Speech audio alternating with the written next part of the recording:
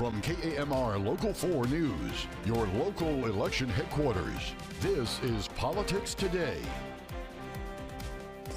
Amarillo police say crime rates are down in the city. A look at the numbers coming up. And Texas lawmakers say Mexico isn't holding up their end of a water treaty, the impact that's having on our state. Overall, crime in Amarillo is down. That's according to Acting Police Chief Jimmy Johnson while talking to the Amarillo City Council on Tuesday. Thanks for joining us this morning. Johnson says they have seen 78 fewer violent crime cases in 2024 versus 2023, and that property crime reports have dropped significantly. Johnson also said they were able to recover 164 stolen vehicles last year, thanks to license plate readers placed around town. For the last 25 years, Amarillo has been on a downward trend in our crime stats.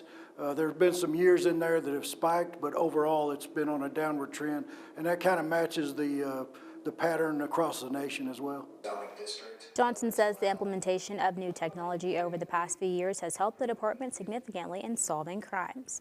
The Amarillo City Council also hearing traffic data from across the city. Donnie Hooper presented the council with 2024 fatality data. Hooper says 20 fatalities happened in the city of Amarillo last year, but 30% of those had alcohol or drugs as a factor in the wreck. As part of the presentation, council also heard information pertaining to traffic signal timing and safety measures in place. Our accident fatality rates in the intersections have gone down, but of course our objective would be that we could do everything we could to reduce those to zero, but unfortunately people are still speeding, people are still drinking and driving and doing those things that cause those accidents, and that's what we would like to see a reduction in for sure. The City Council didn't decide on any changes, but did have a discussion with a community member about grants and funding for future projects.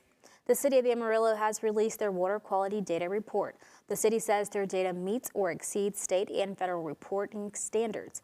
Their water system received a superior rating for 2023. Officials say the data includes testing for a range of substances, including fluoride, chloride, and lead.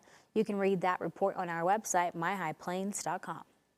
Meanwhile, Mayor Cole Stanley and Councilman Tom Sherlin are both speaking on misinformation regarding Amarillo water. Sherlin said in part, quote, claims about lead contamination in Amarillo's water are completely false and misleading. The mayor says the water system is held to the highest standard and encouraged people with concerns to contact the water department or visit official city sources. While the issue may not be quality statewide, it may be about quantity, as farmers in South Texas say they are in survival mode because of lack of water. The state is now leaning on a treaty that isn't being upheld as Mexico deals with a shortage of its own. Despite this, farmers and local officials are calling on Texas lawmakers to urge the federal government to hold the neighboring country accountable. Capitol Bureau reporter Dylan McKim shares how this is impacting South Texas farms.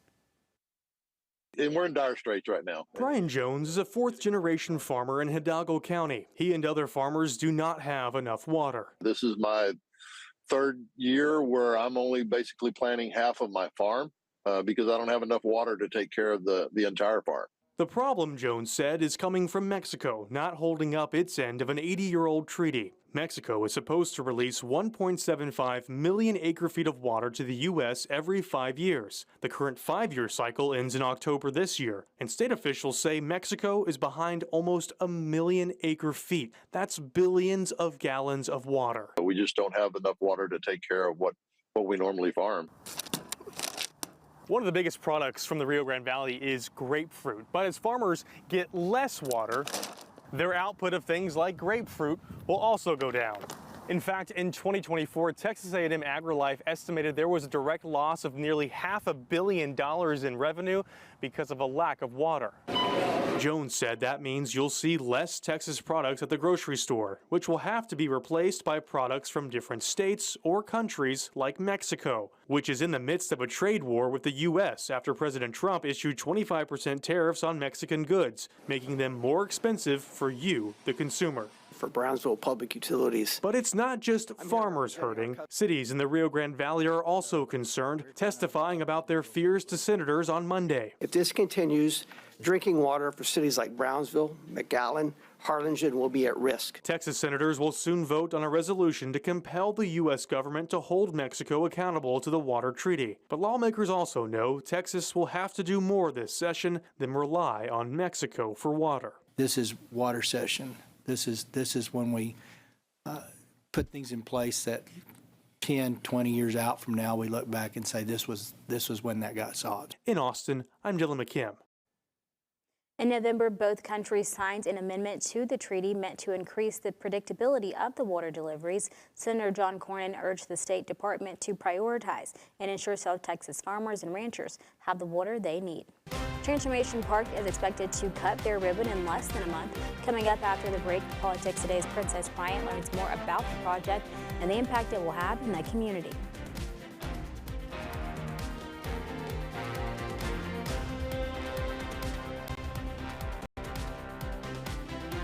Thank you guys for tuning in with us today. I'm Princess Bryant, and I'm joined here with James and Mark from Transformation Park. So can you guys first tell me, what is Transformation Park for people who may never heard of it?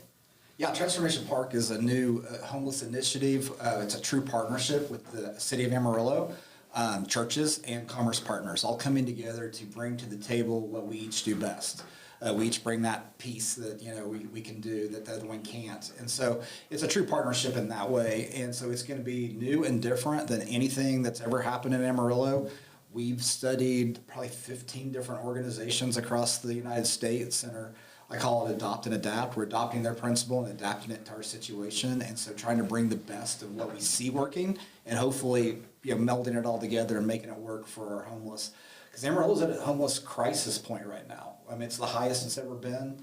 I think last year it was we led the state in homelessness percentage-wise, 30.1 for every 10,000 residents, and so for a middle-sized city like us, that's a lot to handle. So I would dare say we're at crisis point when it comes to that. Yeah, and talking about that, you mentioned that Amarillo is actually one of the largest in the city when it comes to the homeless population.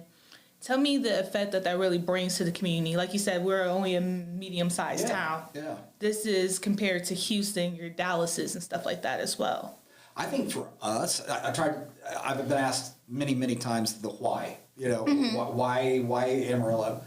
Think about it, we're the largest city, in the Panhandle. And so I think everybody that's the viewing audience, everybody that comes here for hospitals, comes here for airport, if you become homeless in one of the smaller towns, there's not resources for you. So you migrate to the big city. And so I think that's one reason why. I think the other is, we're on I-40, we've got 287, 87, 27, Route 66. We're just at that crossroads. We're the biggest city between Albuquerque and Oklahoma City. And so I think a lot of it is location. But yet, for our numbers, it puts a lot of pressure on the organizations that are here to deal with that. And so we don't want to duplicate everything, but the one thing we have to duplicate is food, water, and shelter. We just don't have enough in town for the point and the crisis that we're at.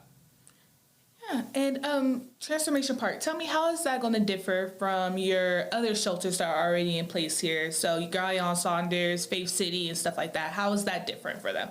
What we're going to try to do is just offer more opportunities for them to develop some skills that hopefully along the way breaks that cycle of homelessness. We're going to do a lot of that same stuff that's happening at those others, helping them get their paperwork if they've lost it, any documentation they need. But we're also going to offer some services where we're going to bring in like Celebrate Recovery. We're going to try to target the mental health, the addiction issues, anything that as we're walking along with them that we see that there's a need for, because each person is an individual and they're not all the same. The feeding part, we take down the swelling, the just stuff that's getting in the way, that's just right there, one of the basic needs. And then once we get that calmed down, then we can start peeling away at those layers and try to get to the root of whatever the problem is that has them in that situation right now. Believe me, I've seen some miraculous, wonderful things happen through Faith City and Downtown Women's Center and Salvation Army and the rest. And so, I mean, I don't want to throw any stones at them because they do fantastic work. What we run into, though, is they have rules. They're called barriers, you know, and so it keeps people from wanting to utilize those. And the two that I think are the biggest are they can't bring their stuff and they can't bring their dog. And so they're going to choose to sleep on the street, sleep in a homeless encampment to have those two things. So we're going to allow them to bring their stuff, and we're going to allow them to bring their dog, and just try to maybe make that as that level playing field that we can start with by them, you know, choosing to be there. We want to entice them to be there, but we can't make them stay. We're not a detention center, so we can't make them stay. But we want them to stay so that we can peel away. You know, we can provide those basic human right needs of food, water, shelter, and safety, and then we can start addressing those higher needs of recovery, and spirituality, and those kinds of things.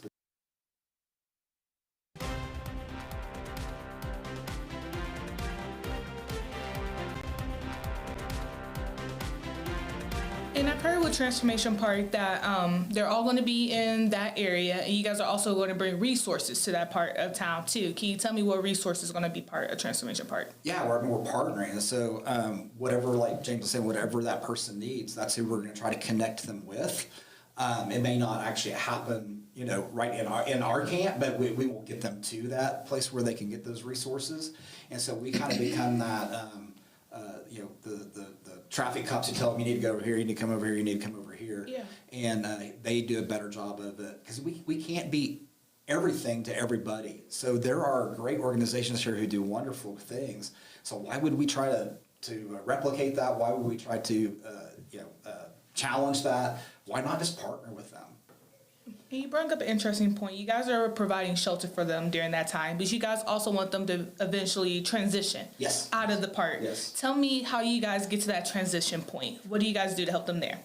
So we actually have two parts, and one is called the Safe Space, and that is what we call emergency shelter. It's walk in, walk out. It's open 365, 24/7, and it's just, you know, it's like I said, it's never going to close. It's always open, and so anybody can come, anybody can go. So that's the emergency shelter, and then from there you would move into what we call our cabin community, and that's more of a transitional shelter. So you'll be a little bit further down the road in getting your documentation, a little further road, you know, working with your caseworker and that kind of thing, then to get into that cabin. And then our goal is, that's not the end for you. The end for you is to get you permanently housed, either through HUD or some other program. And so that's just a stop on the road. And then while they're there, we want to work with them on some job training and getting them just any kind of resources they need. We want to help them eventually, you know, get them employed and get them housed. Those are our actually ultimate two goals. And you guys just finished up phase 1. Can you tell me what did phase 1 include? We're almost done. Almost done with phase 1. Okay. Yeah. So hopefully, I mean, God willing, and you know, nothing really happens. Is our ribbon cutting will be April 12th, and hopefully they'll move in. The cabin community will move in shortly after that. But we've got all the cabins assembled. We worked through a snowstorm a couple weekends ago, and then we finished up last weekend. They're all assembled, but they're not all trimmed out. They don't all have electrical to them and those kinds of things. So we're getting ready to mount them to the concrete and those kinds of things. So by April 12th, all of that will be done. And you guys mentioned a little bit about phase 1, the tiny homes. It also includes low-income homes as well. Can you tell me why is that important for our community? Without affordable housing, it gets bottlenecked. We'll fill up the cabins, and then we'll have no place to go after that. We need affordable housing to keep that flow going, so that the residents in the safe space will then go, hey, I can get into the cabin and I can work, do the things I need to do, get in the cabin, and then I will get housed or have the potential to be housed later. And for people who may never heard of Transformation Park, how would you explain to them what is the overall goal of this project? The ultimate, I would say we're unique and we're different and working with the homeless. To me, that's the definition of insanity, doing the same thing over and over again and expecting a different outcome. And we've been doing a lot of the same things here in town for the 24 years I've been here, 25 years I've been here. And so we got to do something different to make some inroads because we're at crisis point. And so what it is it's a new, unique partnership between, like I said, between city, church, and commerce coming together to help make inroads into this crisis point that we're at. I actually was asked earlier today, if we build it, will they come? Are we going to invite more? And I can't sit here and say, no, that's not going to happen. But the problem is they're already coming. So do we just sit and do nothing? I don't think that's the answer either. We got to do something. We got to try something new and something different. And that's what Transformation Park is. What are the next steps? What are the next phases for the Yeah, so phase 2 on paper is more cabins, more tiny homes, whatever you want to call them. I'm actually looking at a cargo container possibly idea that we would actually build here in Amarillo and utilize instead of shipping these in from Washington State. Nothing against these, they're great. I mean, they're phenomenal. But why not get groups involved building them right here, you know? And so we're looking at that. We're getting an architect involved and an engineer involved. But I think we can put 3 individuals in one 40-foot high cube cargo container. So that might be the next one. I really want to do a women's only phase, and so that might be that one. And then Guy and Saunders Resource Center is going to start hopefully breaking ground in the next few months on their new day center. And then they will actually phase out, and we will take over the care of the services of the homeless in that new day center. But that's a couple years away. So that's a phase. But off of that, day center is a family unit, 10 larger cabins for families up to 4 or 5 people. And so that's one thing that we don't have enough of here in town either, is a safe place for young families. And like I said earlier, young families, homelessness is up 25%. They tend to fly under the radar because they live in their cars until they just can't anymore. Senior adults don't live in their cars as much, and so they hit the shelters earlier. But young families are out there all over the place, or they couch surf and they kind of fly under the radar. You know, they're here one night, here another night. You know, with different relatives and friends and that kind of thing. And so, just try to help them get back on their feet too. To learn more about Transformation Park and see our full interview, visit myhighplains.com. Immigration is a big topic in this country right now. We'll hear from a local immigration attorney about their work here on the High Plains. Welcome back. Throughout Amarillo and surrounding areas, there are several organizations helping people resettle and immigrate to the United States. Immigration attorney Elizabeth Oliveros shared how the immigration process looks different for everyone and can be complicated, but there are resources available. No such thing as an easy immigration case, unfortunately. There's some people here that have options that they just haven't had the time or the money to go through with, that are now a little more motivated to get started. Oliveros shared that sometimes people are struggling financially to go through the immigration process, but there are local resources available. Immigration attorneys are some of the people willing to help. Not always the cheapest option, but there's always government programs and different groups and charities that are willing to do it for no money to very little money. I believe there's an immigration center for the Nazarene Church that helps them, I believe, for low cost. Oliveros shared that there is some fear about the future for those going through the immigration process, but says regardless of your status, you have rights. It's important. They have the right to remain silent. You know, they don't have to talk to ICE. If they're home and ICE comes knocking on the door, they don't have to answer. They don't have to open the door unless they have a judicial warrant, not an immigration warrant, an actual state, federal warrant. And that even if they're out in public and ICE approaches them, they don't have to talk to them. Oliveros adds it's important to know that not talking doesn't mean that they can't or won't be detained. It doesn't stop them from being detained, but they can say that they're not going to talk to ICE until they talk to an attorney if they feel like it. And they do have due process rights. So they have a right to go before an immigration judge. Oliveros says she wants people going through the immigration process to know they aren't alone and that it's important to keep living your life because being scared isn't going to change what's happening. We'll wrap things up after this. One more thing before we go, a Dumas doctor was appointed by Texas Governor Greg Abbott to the Texas Optometry Board. Dr. Tori Moore is the CEO of Dumas Vision Source. The Texas Optometry Board promotes, preserves, and protects the health and safety of Texans by overseeing licensing and regulations of optometrists in Texas. Dr. Moore is one of 3 the governor appointed to the board. All 3 will have to go through a Senate confirmation process. To stay up to date on the latest political news best this week, we have continuing coverage at myhighplains.com.